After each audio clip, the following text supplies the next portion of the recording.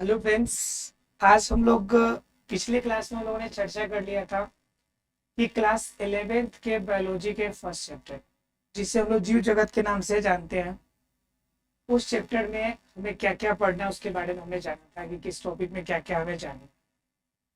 अब उसके टॉपिक में अंदर अब टॉपिक वाइज चलेंगे हम लोग कि उसमें पढ़ना क्या है।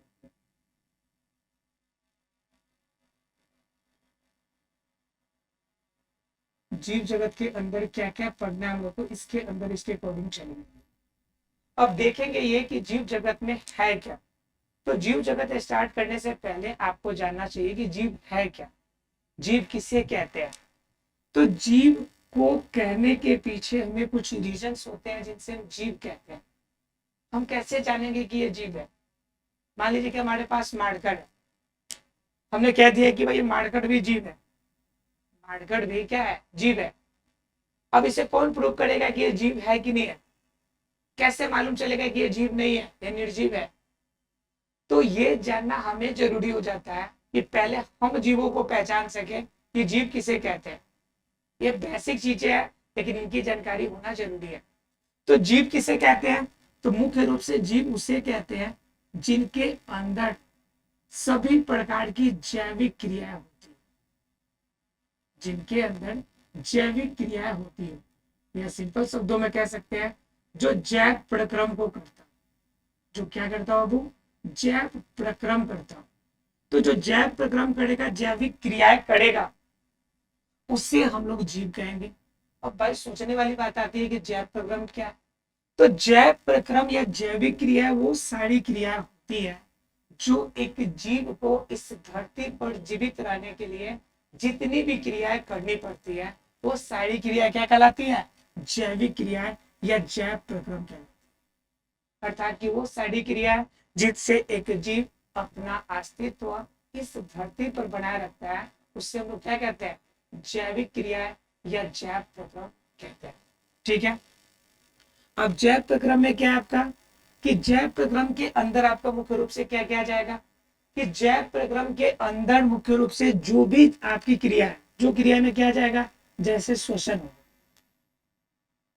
श्वसन हो, पोषण हो गया, श्वसन हो गया, पोषण हो गया। इसके अलावा क्या है, इस प्रकार की जैव प्रक्रियाएं जो है हमारे लिए जरूरी है। क्यों जरूरी है भाई, श्वसन करेंगे तो हमारे शरीर में जो ऊर्जा है उनकी आपूर्ति करेगा। पोषण अगर हमारे अंदर होगा तब हम भोजन को प्राप्त करेंगे, और इस भोजन का हम क्या करेंगे, अपने शरीर में उपयोग करेंगे। और जब ये उपयोग करेंगे तो यह जो भोजन होगा, इसी भोजन से तो हमें ऊर्जा भी प्राप्त होगी, और जब ऊर्जा प्राप्त होगा तब भी तो हम अपने शरीर में किसी कार्य को कर पाएंगे। तो इसके लिए तो एकदम जरूरी है, सांस लिए बिना एक पल भी नहीं रह सकते हम। भोजन अगर ना करे, अगर शरीर के अंदर भोजन का कोई भी अंश ना हो, हमारे शरीर में ऊर्जा बढ़ने का कोई भी स्रोत अवेलेबल ना हो, तो हमारे जीवन के अस्तित्व की कल्पना नहीं की जा सकती। मतलब क्या, श्वसन जरूरी है, पोषण भी जरूरी है। तो जो चीजें जरूरी होगी, जो चीजें आवश्यक होगी, वो सारी क्रियाएं किसमें आएंगी, जैविक क्रियाएं में। या फिर हम उसे कह सकते हैं कि वो सारी क्रियाएं जैव प्रक्रम के अंतर्गत मानी जाएगी। अब क्या हो गया कि एक तो मान लिया कि जैविक प्रक्रम है, इसके अंदर श्वसन है, पोषण है। इसके अलावा और क्या है, और क्या है, तो हमने कह दिया कि भाई जो वृद्धि करे, जो वृद्धि करे उसे हम क्या कहेंगे, जीव कहेंगे। अब लो भाई, हमने कह दिया वृद्धि, लेकिन ऐसा थोड़े है कि सिर्फ सजीव ही वृद्धि करेगा, निर्जीव भी तो वृद्धि करता है। जैसे मान लीजिए पहाड़ है, जैसे मान लीजिए ये पहाड़ आपका हिस्सा है, पहाड़ का हिस्सा है। ठीक है, ये पहाड़ का हिस्सा है। अब कुछ दिन बाद हमने देखा इसको, तो जनरली यह जो इसकी ऊंचाई थी, यह लगभग 100 फीट थी, ये 100 फीट ऊंचाई थी। लेकिन जब कुछ दिनों बाद हमने ऑब्जर्वेशन किया तो यह क्या हो गया, 101 फीट हो गई। अब सोचने वाली बात आती है कि यह जो पहाड़ था हमारा, यह पहाड़ के हिस्से में क्या हो गया जी, 1 फीट की बढ़ोतरी हो गई, 1 फीट वृद्धि कर गया। तो क्या यह भी एक प्रकार का जीव है, क्या यह भी सजीव है? ऐसा बिल्कुल भी नहीं है, ऐसा बिल्कुल भी नहीं है, ये जीव नहीं है, ये जीव है ही नहीं। लेकिन तो फिर अब सोचने वाली आती, वृद्धि कैसे किया, तो वृद्धि दरअसल इसलिए किया क्योंकि इसके अंदर बाहर से आकर इस पर धूल कण और अवशेष आकर बैठ गए, और अवशेष के बढ़ने के कारण इनकी जो 100 फीट थी वो बढ़ के 101 फीट हो गई, और हमें लगा क्या कि इनमें वृद्धि हो गई। तो ये कहता है कि जीव में वैसी कोई वृद्धि नहीं होगी कि हम मान लीजिए कि 1 फीट के और 2 फुट के जूते पहन लिए तो हमारी हाइट बढ़ गई। तो ये वृद्धि हमारी वृद्धि नहीं है। हमारी वृद्धि का मतलब है शारीरिक रूप से शरीर में जो आंतरिक रूप में, शरीर के अंदर यानी आंतरिक रूप में, प्राकृतिक रूप में जो हमारे अंदर जो परिवर्तन होंगे, जो विकास होगा, यह विकास जो होगा हमारी, यह वृद्धि कहलाएगी। क्या कहलाएगी? यह वृद्धि कहलाएगी। इसी विकास को हम क्या कहेंगे? वृद्धि कहेंगे। और यह वृद्धि जिसमें होगी, यह वृद्धि जिसके अंदर होगी, वही हमारी क्या होगी? जीव जगत की वृद्धि होगी, अर्थात की जीवों की वृद्धि होगी। आशा फ्रेंड्स क्लियर हो गया होगा कि अर्थात की प्राकृतिक रूप से किसी भी जीव के अंदर जो विकास बढ़ेगा, जो विकास होगा, उसी को हम क्या कहेंगे? उसी वृद्धि को हम क्या कहेंगे? जीवों में वृद्धि। ठीक है, अर्थात की जैविक वृद्धि। उसके बाद क्या जाता है कि जैविक वृद्धि के अलावा, जैविक वृद्धि के अलावा क्या होते हैं आपके, कि जो जैविक वृद्धि के अलावा और कौन से कारण जिसे हम कहेंगे कि भाई ये जीव है। तो जीवों के अंदर ऐसा नहीं है कि सिर्फ जो चलेगा वही आपका वृद्धि है, आपका सॉरी जो चलेगा वही जीव है। पौधे भी तो नहीं चलते हैं, तो क्या वो जीव नहीं है? वो भी एक प्रकार का जीव है। वृद्धि विकास यानी कि वैसा चीज जो बाहरी वातावरण के अनुसार अपने आप में परिवर्तन लाए, जिसमें उद्दीपन हो, जिनके शरीर के अंदर उपापचय क्रियाएं हो, ये क्रियाएं जो भी करता है उससे हम लोग जीव कहते हैं। उसे क्या कहेंगे? जीव कहेंगे। अब क्या होगा कि अब जरा ध्यान से सोचें कि हमने मान लिया कि इन सारी क्रियाओं को करने वाले को हम कहेंगे जीव, लेकिन सोचने वाली बात आती है कि क्या सभी जीव सांस लेने का तरीका एक जैसा होता है? क्या सभी जीव पोषण एक रूप में करते हैं? क्या सभी जीव के अंदर वृद्धि और विकास एक समान होता है क्या? ऐसा बिल्कुल भी नहीं है। जब एक समान श्वसन की क्रिया नहीं होगी, जब एक समान पोषण की क्रिया नहीं होगी, जब एक समान वृद्धि नहीं होगी, तो कन्फर्म है जीवों में विभिन्नता आएगी, अलग अलग प्रकार के जीव होंगे। तो जब जीवों में अलग अलग प्रकार की जब भिन्नताएं आएंगी, तो उससे हम लोग किसके नाम से जानेंगे? जैव विविधता के नाम से जानेंगे। इसके नाम से जानेंगे जैव विविधता। अर्थात क्या? जीवों में भिन्नता, जीवों में जब भिन्नताएं आएंगी, जीवों में जब भिन्नता आएगी, तो उसे हम लोग क्या कहेंगे? जैव विविधता कहेंगे, अर्थात जीवों में भिन्नता आना। अब बात आती है कि जीवों में भिन्नताएं कितने तरह की हो सकती है, यानी जीव अब एक दूसरे से भिन्न कितने तरह से हो सकते हैं। तो इसमें आपका हो जाएगा पहले कि जीव जो होंगे अनुवांशिक रूप में भिन्न होंगे। किसके रूप में भी भिन्न होंगे जी? अनुवांशिक रूप में। अब अनुवांशिक रूप में भिन्न का मतलब क्या? मतलब क्या कि मान लीजिए कि दो अगर लड़के हैं, दो भाई है इवन, तो दोनों के अंदर अनुवांशिक गुणों में परिवर्तन हो सकता है। कैसे होगा भाई? तो एक जो होगा, मान लीजिए एक लड़का है जो लंबा है, दोनों भाई है, दूसरा जो भाई है वो छोटा है।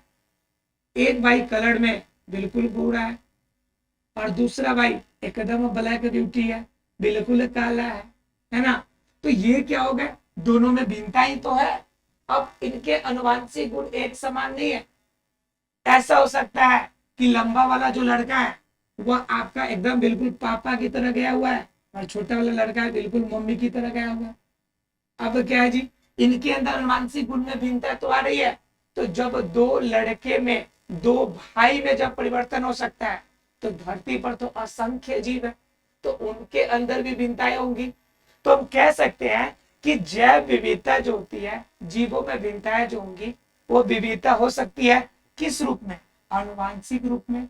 यानी कि आनुवांशिक रूप में एक जीव जो होंगे वह दूसरे जीव से क्या होंगे? भिन्न होंगे। इसके अलावा क्या हो सकते हैं जी? स्पीशीज के रूप में, यानी कि जाति के रूप में भिन्नताएं हो सकती है। किसके रूप में भिन्नता हो सकती है? जाति के रूप में, यानी कि स्पीशीज। या फिर कहें हम जाति के रूप में भिन्नता, स्पीसीज के रूप में विविधता हो सकती है। अब स्पीसीज यानी कि जाति के रूप में विविधता किस प्रकार होगी? अब दो जीव होंगे अलग अलग जाति से बिलोंग करने वाले। जाति का मतलब कास्ट नहीं, जाति का मतलब कास्ट नहीं होता है। जाति का मतलब होता है अलग अलग, एक ही समान होंगे लेकिन गुण दोनों का अलग अलग।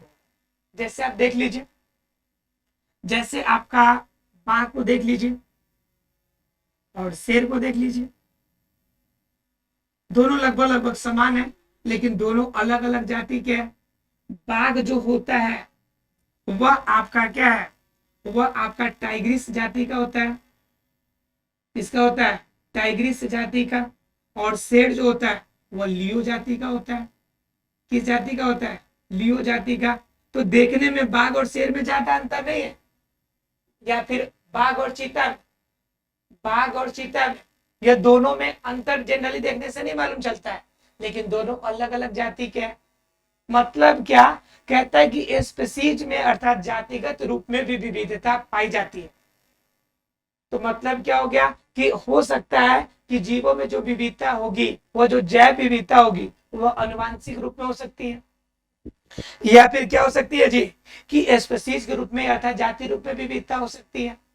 या फिर अन्य कौन तरीके है जी कि किसी वातावरण में हो, किसी भी वातावरण में किसी परिस्थितिकी तंत्र में हो तो उसके आधार पर हो सकता है। अर्थात क्या? परिस्थितिकी तंत्र के आधार पर, परिस्थितिकी तंत्र के आधार पर भिन्नताएं हो सकती है। तो परिस्थितिकी तंत्र के आधार पर भिन्नताएं क्या होंगी भाई? परिस्थितिकी तंत्र के आधार पर जो भिन्नताएं होंगी, यह भिन्नताएं आपका अलग अलग रूप में हो सकती है। जैसे मान लीजिए एक मछली है, तो मछली का अपना एडेप्ट करने का जो जगह है, अपने आप को जो एडेप्ट कर पाता है, जो अपने आप को अनुकूलित कर पाता है, तो अनुकूलन का उसका माहौल क्या है? पानी है। अनुकूलन का जगह क्या है उसका? पानी है। पानी में अपने आप को अनुकूलित रखता है। तो मछली का अनुकूलन पारिस्थितिकी तंत्र क्या हो गया?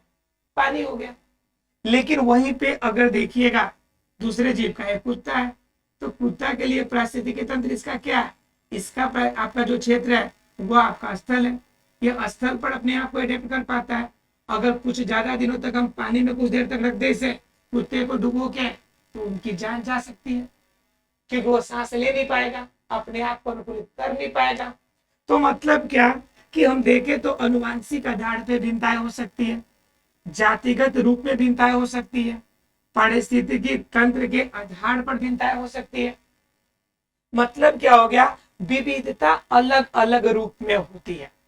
अब इन अलग अलग रूप में अगर विविधताएं होगी तो इन विविधता के आधार पर हम क्या कर सकते हैं कि सभी जीवों को फिर जानना, इन भिन्नताओं के में है इतना अगर भिन्नता है तो इन भिन्नता के आधार पर अगर देखा जाए तो हमें क्या करना पड़ेगा? सभी जीव को एनालिसिस करना पड़ेगा इंडिविजुअल रूप से, एक एक करके सबके बारे में जानकारी चाहिए, तब सभी जीवों के बारे में जानकारी प्राप्त कर सकेंगे। लेकिन बताइए क्या ऐसा संभव है कि कोई भी व्यक्ति सभी जीवों के बारे में इंडिविजुअल रूप में एक एक जीवों की जानकारी प्राप्त कर सके? ऐसा पॉसिबल ही नहीं है, ऐसा होगा ही नहीं। तो उस कंडीशन में क्या कर सकते हैं हम? ऐसा कौन सा मेथड लगाए, कौन सा तरीका लगाए कि सभी जीवों के बारे में जानकारी प्राप्त कर सके? तो जीवों में जब हमें क्या करना है उसके बारे में अगर जानना है तो हमें क्या करना पड़ेगा? पहले उन्हें हमें अलग करना पड़ेगा और अलग करके फिर उसके बाद में क्या कर सकते हैं जी? अलग हम लोग उसे जान सकते हैं। अब जानते हैं कि अगर जैव विविधता है तो ये हमारे लिए सही है गलत है? जैव विविधता का क्या महत्व है, क्या फायदे हैं, क्या घाटे हैं, ये भी तो जानना पड़ेगा हमें। हमने जान लिया कि इन आधार पे जैव विविधता हो सकती है। क्या जैव विविधता का महत्व है हमारे धरती पर? इन जैव विविधता का कोई महत्व है? तो इनकी चर्चा कर लेते हैं हम लोग, जैव विविधता के महत्व के बारे में। चलिए देखते हैं कि जैव विविधता का क्या महत्व है।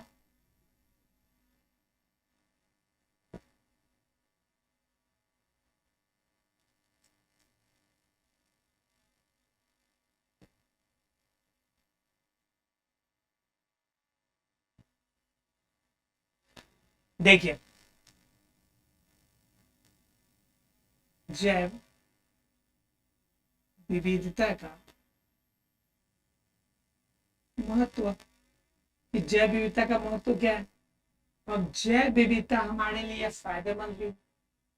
कैसे महत्व है भाई? अब देखिए अलग अलग जीव है और अलग अलग जीव का अपना अपना महत्व है। जैसे मान लीजिए पेड़ पौधा है, पेड़ पौधा है, इसके अलावा आपका गाय है, इसके अलावा आपका मानव है, छोटे कीट पतंगे हैं, आपका क्या है, इसके अलावा आपका लिजार्ड है, पंछी है, ये सभी है, ये सभी अलग अलग प्रकार के हैं और सभी का अपना अपना महत्व है। पेड़ पौधा इस धरती पर रहेगा तो कार्बन डाइऑक्साइड को कंट्रोल करेगा, जरूरी है हमारे लिए। कार्बन डाइऑक्साइड की मात्रा ज्यादा बढ़ जाए तो प्रदूषण इतना ज्यादा बढ़ जाएगा, धरती का टेम्परेचर इतना ज्यादा बढ़ जाएगा कि हम लोग को रहना मुश्किल हो जाएगा। पेड़ पौधा है, जब पेड़ पौधा की जनसंख्या अगर ज्यादा वृद्धि कर जाए तो फिर आदमी को रहने का जगह नहीं मिलेगा, कार्बन डाइऑक्साइड को पूरी तरह नष्ट कर लेगा। तो इसको खाने के लिए चाहिए, गाय खा सकती है, ठीक है। जो कीट है छोटे छोटे पेड़ पौधों पे बैठ के अपना अपना भोजन प्राप्त करते हैं, ये जरूरी है, अर्थात कि गाय भी जरूरी है, कीट भी जरूरी है। अब क्या है जी, अब जो पंछी है, आपका कीट है, अब कीट की जनसंख्या ज्यादा हो जाए तो फिर पूरे पेड़ पौधों को नष्ट कर जाए, पूरे पेड़ पौधों को नष्ट कर जाए। तो इसको खाने के लिए, इस कीट को नष्ट करने के लिए क्या चाहिए? मेढक जरूरी है, मेढक जरूरी है। क्यों करेगा? कि कीट की मात्रा को कंट्रोल करेगा। अब जब मेढक है तो फिर मेढक की मात्रा ज्यादा ना हो जाए, कि इसको कंट्रोल करने के लिए फिर क्या है जी? सर्प जरूरी है, सांप जरूरी है। फिर इसकी मात्रा ज्यादा वृद्धि ना करे इसके लिए पंछी जरूरी है। क्या करेगा? सबकी मात्रा कंट्रोल करेगा। अब क्या है कि इस तरह से आपका सारा कंट्रोल होगा। उसमें क्या है कि मानव अपने आप को संतुलित रखने के लिए ऑक्सीजन की जरूरत पड़ती है। यह ऑक्सीजन कौन देता है? पेड़ पौधा देता है। और यह मानव जो होता है बाहर कार्बन डाइऑक्साइड निकलता है जो पौधे के लिए जरूरी होता है। तो इस तरह से देखा जाए तो धरती पर जितनी भी भिन्नताएं विविधताएं, जितने प्रकार के जीव है, सभी जीवों का अपना अपना महत्व है। तो जीवों में विविधता हमारे लिए महत्वपूर्ण भी होती है, हमारे लिए फायदेमंद भी है। कि जीवों में भिन्नताएं हैं तो हमारे लिए क्या हो सकते हैं जी? कि हमारे लिए बेहतर हो सकता है। अब देखना यह है कि आपका क्या हो सकता है कि इन जैव भिन्नताओं में, जैव विविधताओं में जो महत्व है, जो फायदे हैं, क्या इसके अलावा इनका कुछ हानि भी हो सकता है? हमने देखा कि जैव विविधता का महत्व हो, लेकिन क्या जैव विविधता की हानि हो सकती है? क्या जैव विविधता के कारण क्या कोई हमें क्षति प्राप्त होगी? क्या कोई क्षति होगा क्या हमें? बिल्कुल भाई, हानि क्षति भी होगा। हानि और क्षति कब होगा? तो आवास के लिए प्रॉब्लम होगी, आवास की अत्यधिक दोहन होने से। अब मान लीजिए मैंने बताया आपको पेड़ पौधा ज्यादा वृद्धि कर जाए तो हमारे लिए हानि करेंगे, रहने के लिए हमें खुद जगह ना मिलेगा। इस कंडीशन में प्रॉब्लम हो जाएगी। ज्यादा जानवर बढ़ जाएंगे तो समस्या है, बाघ ज्यादा बढ़ जाए तो फिर शाकाहारी जीवों को जीवित न रहने देगा। ज्यादा शाकाहारी बढ़ जाए तो पेड़ पौधों को जीवित नहीं रहने देगा। पेड़ पौधा ज्यादा बढ़ जाए तो कार्बन डाइऑक्साइड इतना ज्यादा कंट्रोल हो जाएगा कि फिर इस धरती का टेम्परेचर पे प्रभावित हो जाएगा। अर्थात क्या हो गया कि आवास की अत्यधिक दोहन भी क्या हो सकती है जी? प्रॉब्लम हो सकती है। इसके अलावा क्या हो सकते हैं कि इसके अलावा हो सकता है कि जो आपका दूसरे जगह से जो जीव आते हैं, दूसरे जगह से जब जीव आते हैं तो वह जीव भी अगर अधिक विविधता है अगर हमारे जगह पे आ जाए तो उन समय भी कंडीशन प्रॉब्लम हो जाएगी। जैसे आपने जान सुने होंगे कि कुछ पंछियां प्रवासी होती है जो मौसम के हिसाब से आती है। जैसे कोयल है, कोयल आपको क्या होती है? बसंत ऋतु में सुनाई पड़ती है, जिस समय आम के फल लगते हैं उस समय सुनाई पड़ते हैं आपको। मतलब क्या कि दूसरे जगह प्रवासी कुछ पंछी होते हैं या प्रवासी जो जीव होते हैं जिनके वजह से समस्या होगी। जैसे आपने देखे होंगे कि भेड़ जो होते हैं एकाएक झुंड में जाते हैं, तो इनके वजह से अत्यधिक अगर चारण कर दे, अत्यधिक अगर भेड़ का जनसंख्या हो तो अत्यधिक चारण हो जाए, तो जिनकी वजह से फिर घास की नई उत्पत्ति होना मुश्किल हो जाएगा। तो क्या हो सकता है, दूसरे जगह से जो जीव आते हैं वो प्रॉब्लम कर दे, अति दोहन हो, अत्यधिक दोहन हो तो समस्या उत्पन्न हो सकती है। और क्या क्षति उत्पन्न हो सकती है जी। उसके बाद अगर देखा जाए तो अगर इन सभी की मात्रा अगर सही तरीके से नहीं चली तो सह वाले विलुप्त हो जाएंगे, साथ साथ रहने वाले विलुप्त हो जाएंगे। एक प्रजाति की मात्रा ज्यादा वृद्धि कर रही है तो दूसरी प्रजाति ऑटोमेटिक नीचे गिरना शुरू हो जाएगा। हमने बताया कि पेड़ पौधा वृद्धि अगर ज्यादा करे तो कीट या अन्य पौधे की जनसंख्या प्रभावित हो जाएगी। मतलब क्या, सह विलुप्त यानी एक दूसरे को विलुप्त करना शुरू कर दे, ज्यादा जनसंख्या वृद्धि के कारण, ज्यादा विविधता होने के कारण। तो ये क्या हो जाएगा, ये हमारे लिए हानि या क्षति का भी कारण बन सकता है। अर्थात कि जिस तरह से जैव विविधता की हमारी महत्व है उसी प्रकार से इनकी हमें क्या जी हानि भी है। अब बताइए, अब सोचने वाली बात ये भी होती है कि जब इसकी महत्व है हमारे लिए तो क्या हमें इनको संरक्षण कर देना चाहिए, क्या इसे संरक्षित रखना चाहिए, सुरक्षित रखना चाहिए। तो बिल्कुल भाई, तो हमें क्या करना चाहिए जी, जैव विविधता की संरक्षण की भी आवश्यकता पड़ती है। किसकी आवश्यकता पड़ती है जी, संरक्षण की।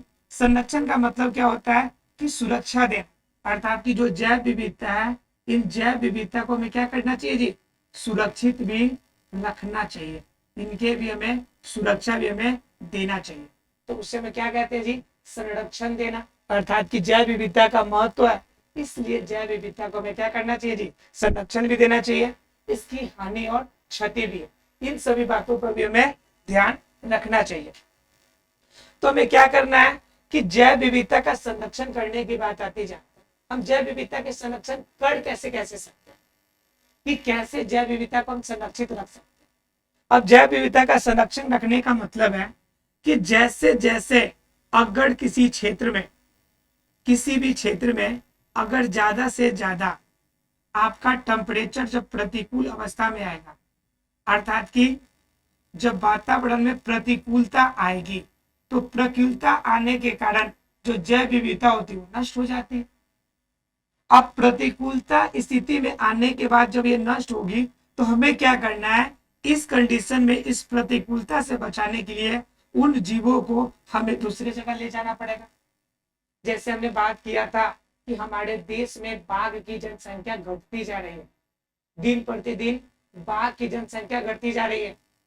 अभी हमारे मोदी जी ने 34 बाघ दूसरे देश से मंगाए हैं, मध्य प्रदेश में रखे गए हैं, छोड़े गए उसे। तो क्यों, क्योंकि हमारे पास जनसंख्या कमी हो रही है बाघ की। तो क्यों हो रही है, क्योंकि उसे रहने के लिए वो जंगल प्राप्त नहीं हो रहा है, वो इसके रहने के लिए आवास जो चाहिए प्राप्त नहीं हो रहा है। तो इन प्रतिकूलताओं से हमें क्या करना पड़ेगा, उन्हें बचाना पड़ेगा, उन्हें संरक्षित करनी पड़ेगी। अब हिमालयी क्षेत्र है, हिमालय क्षेत्र में आपका जो पौधे थे, अब पौधे जब हिमालयी क्षेत्र में हो गए तो कंफर्म है कि टेम्परेचर, लो टेम्परेचर पर रहने की आदत होगी उसे। जब लो टेम्परेचर पर रहने की आदत होगी और धीरे धीरे वायुमंडल का स्तर जो होगा, टेम्परेचर का स्तर धीरे धीरे बढ़ता जा रहा है। जब टेम्परेचर धीरे धीरे बढ़ेगा तो कंफर्म है कि वहां का टेम्परेचर भी प्रभावित होगा, जो वहां बर्फ से ढके वाले एरिया है वो पिघलेंगे, टेम्परेचर वहां भी प्रभावित होगा। तो उस कंडीशन में उन क्षेत्र में जो जैव विविधता थी वो किसी न किसी रूप में प्रभावित होगी। तो हमें क्या करना पड़ेगा, उन क्षेत्र के जैव विविधता को हमें बचाना पड़ेगा।